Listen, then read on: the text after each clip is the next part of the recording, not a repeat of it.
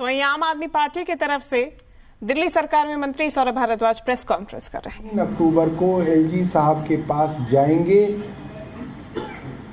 और आपको बहाल करा के आएंगे। वो सारे के सारे भारतीय जनता पार्टी के विधायक मुकर गए, उन्होंने यू टर्न ले लिया। एक भी भारतीय जनता पार्टी का विधायक कल एलजी कार्यालय में जाने के लिए नहीं आया। बस मार्शल बार बार उनके विधायकों को फ़ोन कर रहे थे। विजेंद्र गुप्ता जी को फ़ोन किया जा रहा था वहीं से, और वो लोग फ़ोन नहीं उठा रहे थे। कल हज़ारों बस मार्शल जो कि बहुत गरीब परिवारों से आते हैं, पिछले 1 साल से ज़्यादा समय से जो लोग बेरोज़गार हैं, अकेले कमाने वाले थे अपने घर के, और आज उनके घर में कोई कमाई का साधन नहीं है, किराए देने का पैसा नहीं है, बच्चों की फीस देने के पैसे नहीं है, घर का राशन खरीदने के पैसे नहीं है। ऐसे हालात में हज़ारों की संख्या के अंदर पुरुष और महिला बस मार्शल वहाँ पे आए और उन्होंने गुहार लगाई, मगर एलजी साहब उनसे वहाँ पे नहीं मिले। ना एलजी साहब ने मिलने का समय दिया, ना भारतीय जनता पार्टी के विधायक वहाँ पे आए। और ये मामला सिर्फ बस मार्शलों का नहीं है। पिछले 2 साल में जब से दिल्ली के उपराज्यपाल विनय सक्सेना जी बने हैं, हजारों की संख्या के अंदर कॉन्ट्रैक्ट कर्मियों को किसी न किसी बहाने से निकाला गया है। हजारों की संख्या के अंदर मैं आपको बता रहा हूं। दिल्ली के अस्पतालों के अंदर आपने देखा होगा, ओपीडी बनाने वाले, पर्ची बनाने वाले बैठा करते थे, जो कंप्यूटराइज्ड पर्ची बना के दिया करते थे। वो डेटा एंट्री ऑपरेटर भी जब से विनय सक्सेना जी आए तब से उनकी तनख्वाहें रोक दी गई। बहुत मुश्किल से उनकी तनख्वाहें दोबारा शुरू कराई तो फिर रोक दी गई। और कोई ना कोई वही बहाना जो बस मार्शल के लिए बहाना बनाया गया कि साहब इनकी पॉलिसी ठीक नहीं बनी हुई, इनकी स्कीम ठीक नहीं बनी हुई। ठीक यही बहाना डेटा एंट्री ऑपरेटर, जो दशकों से जो डेटा एंट्री ऑपरेटर दिल्ली सरकार के ओपीडी के अंदर पर्चियां बनाते थे पेशेंट्स की, उनको निकाल दिया गया। बड़ी मुश्किल से उसकी कैबिनेट की फाइल तैयार की गई, कैबिनेट द्वारा अप्रूव कराया गया। उसके बाद भी एलजी साहब ने उसके ऊपर ऑब्जेक्शन लगा के फिर वापस भेज दिया। इसी तरीके से दिल्ली के अस्पतालों और डिस्पेंसरियों के अंदर चौकीदार कम सफाई कर्मचारी हुआ करते थे। इन लोगों को भी कई महीनों तक तनख्वाह नहीं दी गई थी और इनको भी टर्मिनेट कर दिया गया था। बहुत मुश्किल से इन लोगों ने आंदोलन करके अपनी नौकरियां बचाई हैं, मगर आज भी इनको कई कई महीने रोक के तनख्वाहें दी जा रही हैं।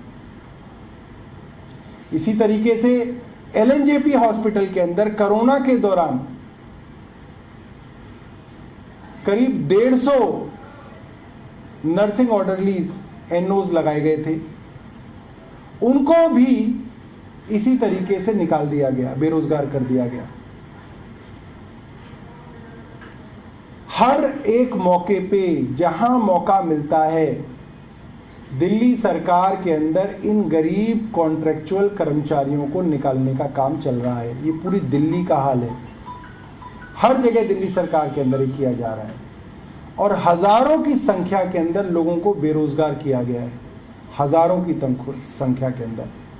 ये सिर्फ बस मार्शलों का मामला नहीं है, हजारों की संख्या में कॉन्ट्रैक्ट कर्मचारियों को जो है इस तरीके से बेरोजगार किया गया है। और ये सब तब से हुआ है जब से ये एलजी विनय सक्सेना जी आए हैं। कल दिल्ली के अंदर जो नज़ारा था वो ये था कि एक तरफ हजारों की संख्या में बेरोजगार बस मार्शल, दिल्ली के बेटे बेटियां अपना हक मांग रहे थे। कोई भीख नहीं मांग रहे हैं, वो कोई एलजी साहब को अपनी जेब से तनख्वाह नहीं देनी है उनको, वो अपना हक मांग रहे थे। वो अपना हक मांग रहे हैं और दूसरी तरफ एलजी साहब हैं जिनके पास उनसे मिलने का समय भी नहीं है। मिलने का समय तो दूर, उसके बाद एलजी साहब ने पुलिस भेज दी। पुलिस ने बहुत बर्बरता के साथ उन बस मार्शलों को सड़क पे घसीटा, धक्के मारे, बसों में भरे और थानों में ले गए। क्या ये किसी और राज्य के अंदर इस तरह से संभव है कि एक एलजी अपनी एक डिक्टेटर की तरह अपनी तानाशाही चला रहे हैं? जहां मन करता है वहां पे गरीब कर्मचारियों को नौकरी से बेदखल किया जाता है और बेरोजगारी दिल्ली के ऊपर थोपी जा रही है। आज मैं कह सकता हूं, एक तरफ तो पूरी दिल्ली है, ये दिल्ली के गरीब बेरोजगार बच्चे हैं, और दूसरी तरफ एलजी हैं।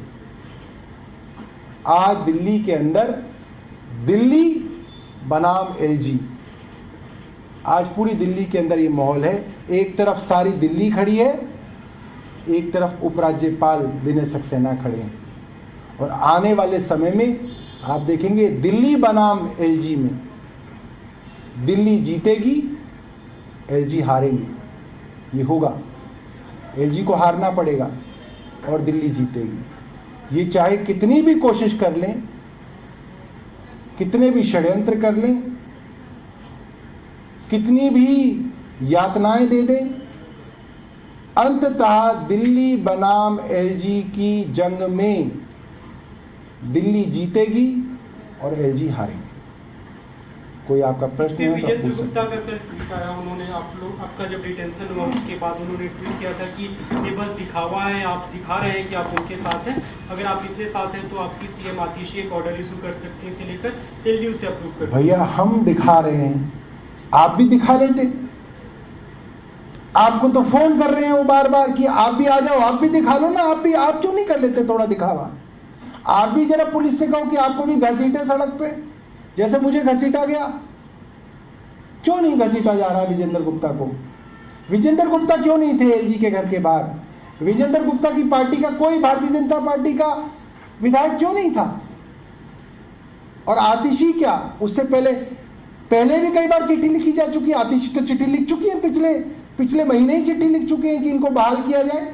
अगर हमारी चिट्ठियों से बहाल हो रहा होता तो अब तक तो बहाल ही हो गए होते। चिट्ठियां कितनी बार लिखी जा चुकी है, असेंबली के अंदर रेजोल्यूशन पास कर दिया गया है, मगर साइन चाहिए एलजी के, और इसीलिए एलजी छुप के जो है एलजी हाउस में बैठे हैं, वरना वो बाहर आते।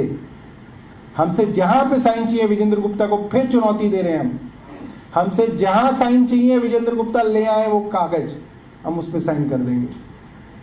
असल बात यह है, इन लोगों को बेरोजगार रख के, इन लोगों को कष्ट दे के भारतीय जनता पार्टी को मजा आ रहा है।